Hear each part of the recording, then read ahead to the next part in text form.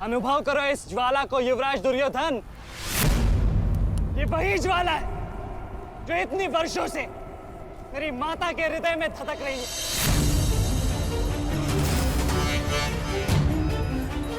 छोटा था मैं बहुत, पर मेरा रोम रोम जल उठता था ये सुनकर कि मेरी माता के साथ क्या हुआ। सोचो मेरे माता पिता और मेरे काकाओं पर क्या बीती होगी जब उन्होंने वह दृश्य देखा। मेरे माता पर क्या बीती होगी जब सहस्त्रों आंखें उनके वस्त्रहीन होते शरीर पर पड़ रही थी। आज मैं आपको उस अपमान का अनुभव कराऊंगा। आपकी पूरी सेना और महारथियों के समक्ष आपका वस्त्र हरण करूंगा और कोई कुछ नहीं कर पाएगा।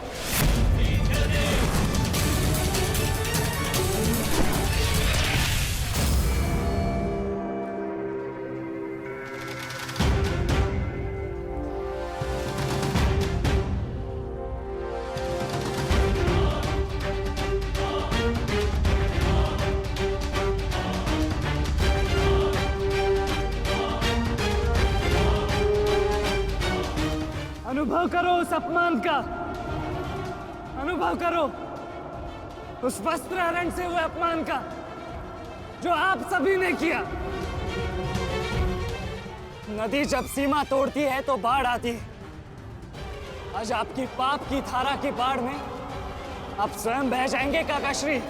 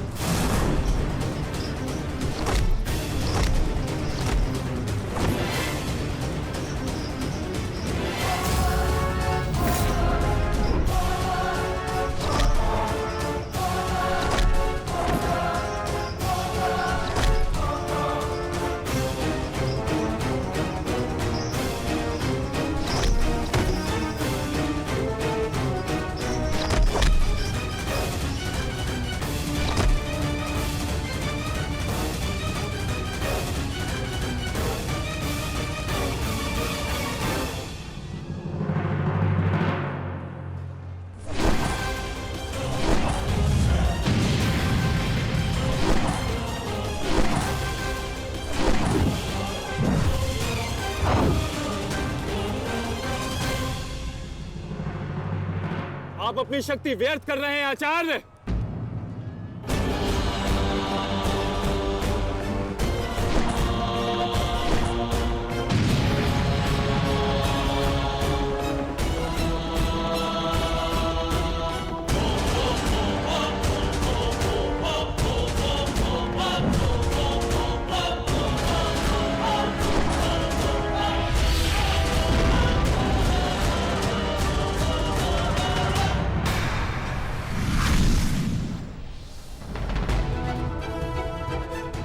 दुर्योधन को मेरी सहायता की आवश्यकता है। चलो सत्यसेन।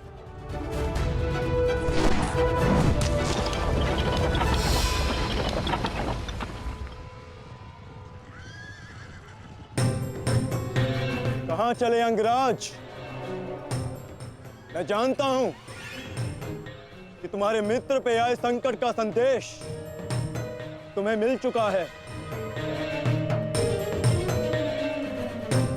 परंतु मैं तुम्हें जाने नहीं दे सकता। तुम कदाचित मुझे रोक सकते थे अर्जुन, परंतु तुमने एक भूल कर दी।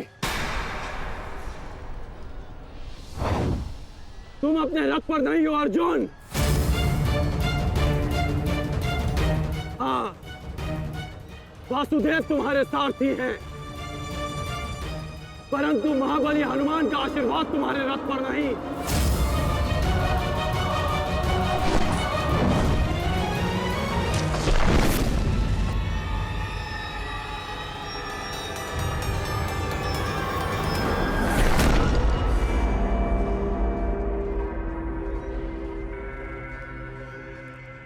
चलो। मैं अभी भी पराजित नहीं हुआ हूं कर्ण। तुम इस प्रकार द्रोण छोड़कर नहीं जा सकते।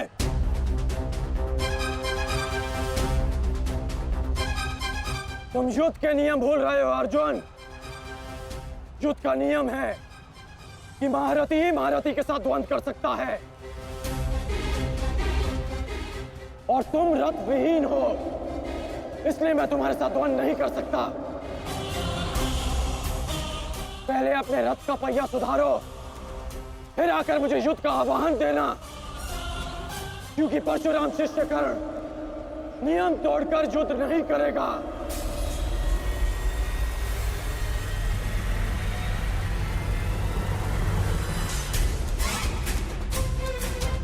चलो सत्यसेन।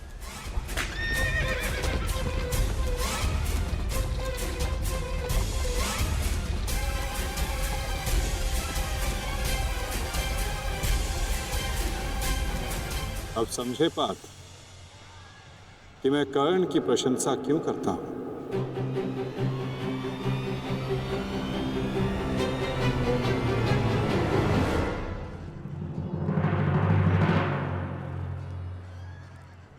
मानता हूं कि आपका वध करना काकाश्री की प्रतिज्ञा थी। उनकी प्रतिज्ञा को भंग करने का दंड मैं सह लूंगा, परंतु आज अपनी माता के अपमान का दंड मैं आपको अवश्य दूंगा।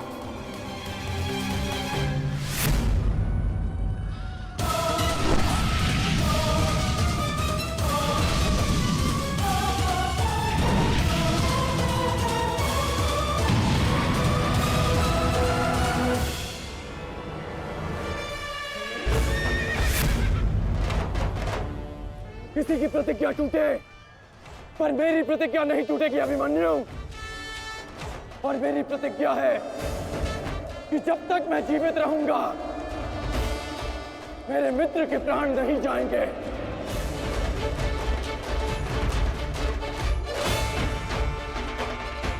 यदि जीवित रहना चाहते हो तो पीछे हट जाओ अभिमन्यु।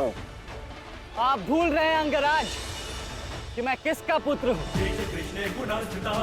पीछे हटने के बारे में सोच भी नहीं सकता। तो प्रहार सहने के लिए तत्पर रहो।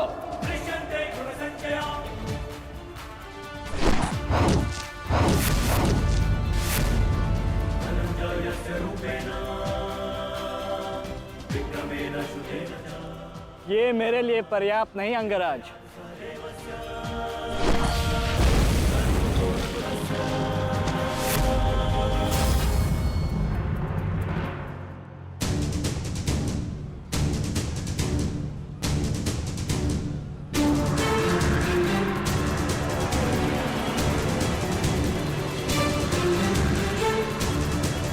ना मेरे पास बाणों की कमी है और ना प्रहारों की। ये अंतिम अवसर है अभिमन्यु, लौट जाओ।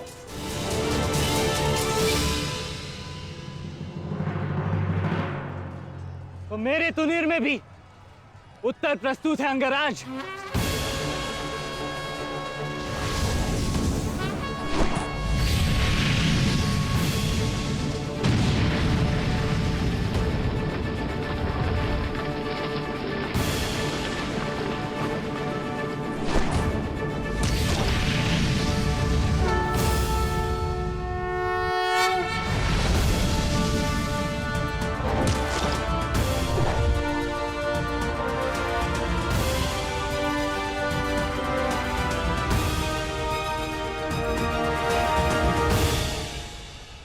मैं तुम्हारा सामर्थ्य स्वीकारता हूं।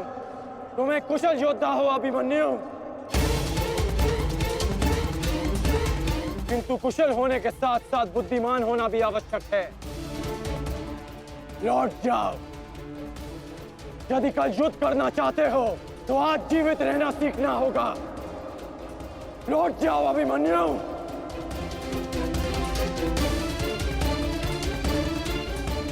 एक योद्धा के लिए आज या कल नहीं होता अंगराज। उसके लिए केवल वो ही पल होता है जिसमें वो मृत्यु के सामने खड़ा होता है। एक वीर योद्धा से सुना था मैं, हे मृत्यु, तैयार यदि तू आने को, प्रसन्न मुखा। द्वार खुला है, तेरा स्वागत। प्रसन्न मुखा।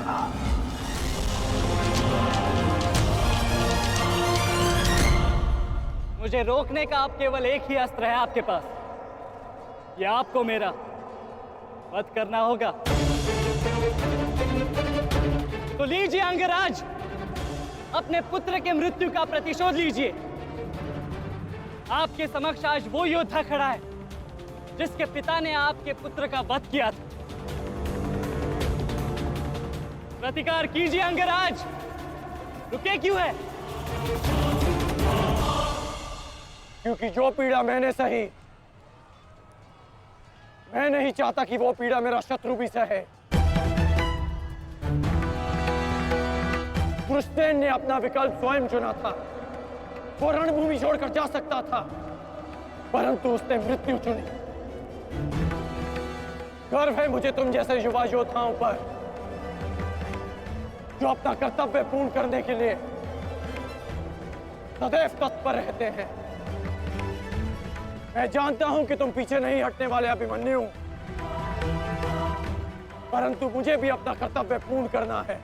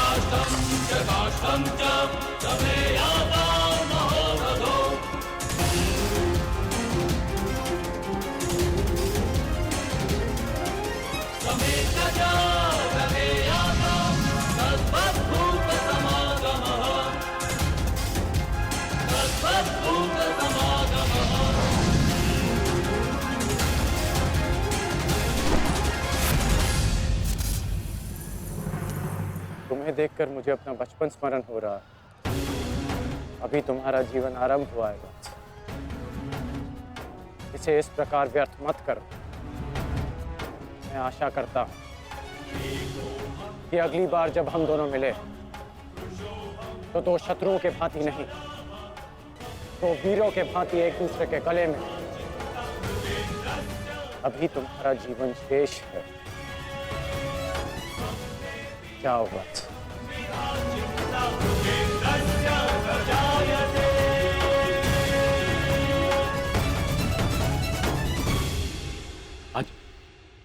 आज कौरवों की विजय हुई है गांधारी।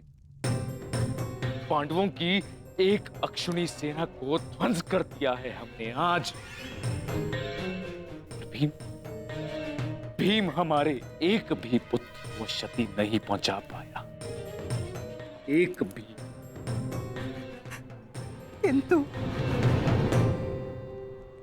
किंतु दुर्योधन का क्या महाराज?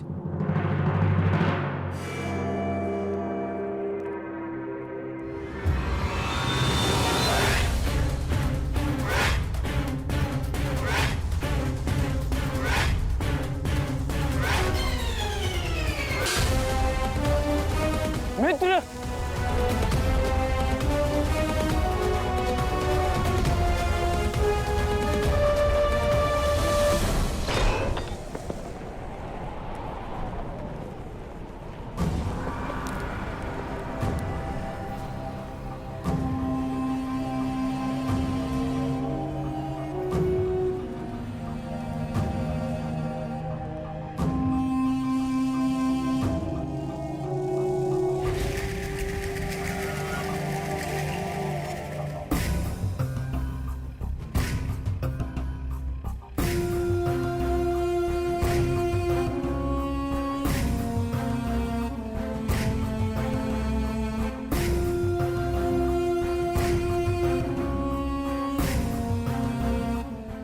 आज मैं आपको उस अपमान का अनुभव कराऊंगा। आपकी पूरी सेना और महारथियों के समक्ष आपका वस्त्र हरण करूंगा। परंतु आज अपनी माता के अपमान का दंड मैं आप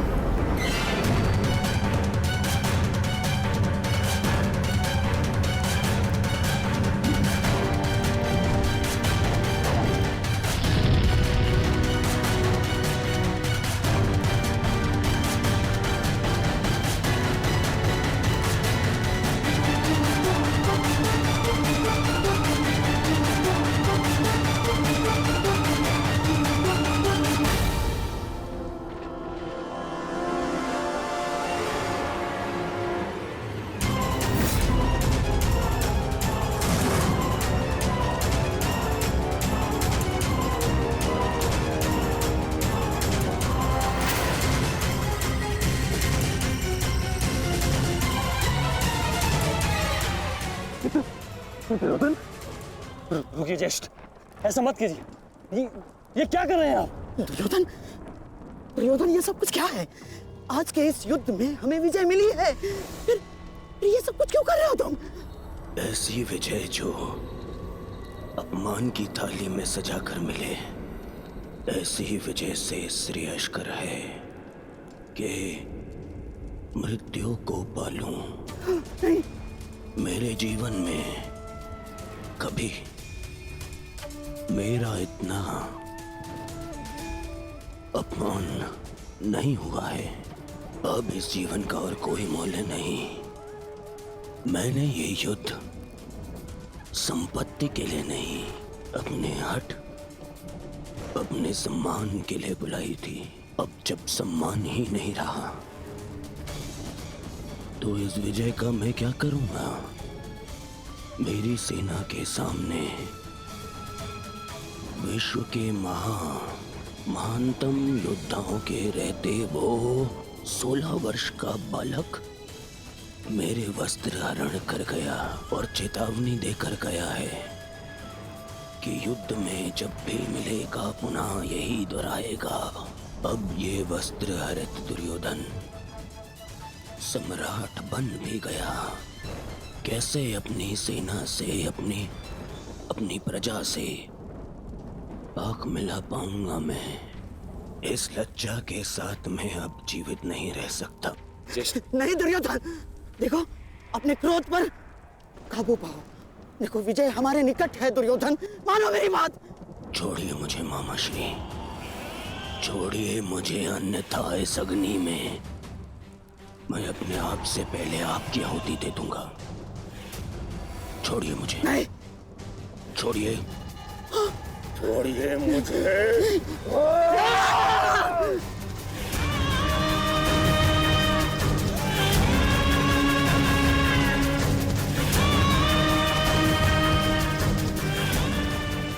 नहीं, नहीं दुर्योधन,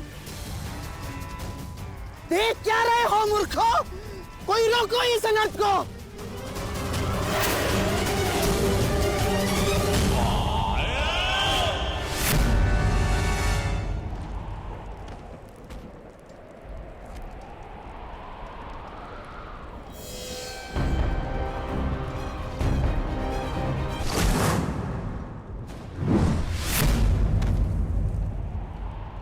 ठहर जाओ मित्र।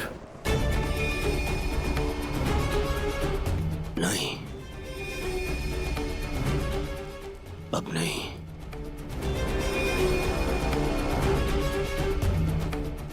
क्रोध में विवेक मत खो बैठा।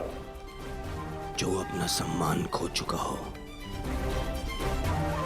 उसके पास खोने को और क्या शेष है?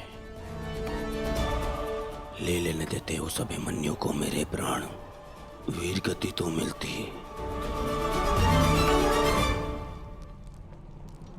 सारी सेना के सामने मेरा वस्त्र हरण कर गया वो बालक जिन पांडवों का सर कटा हुआ देखना चाहता था, उन्हीं का बालक मेरा सर झुका गया। संसार के सारे योद्धा देखते रह गए और वो बालक मुझे अपने बाणों के चक्र में फंसा गया। मैं ये अपमान सहन नहीं कर सकता। क्या करूंगा जीवित रह गए जब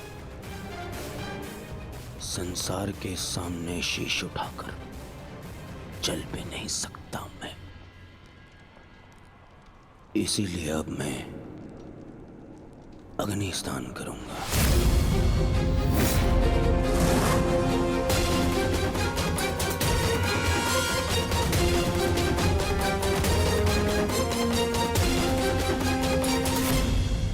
जो अग्नि यहाँ जल रही है उससे कहीं अधिक अग्नि तुम्हारे पिता के हृदय में जल रही है। क्या तुम अपने 5 भाइयों का बलिदान व्यर्थ जाने दोगे?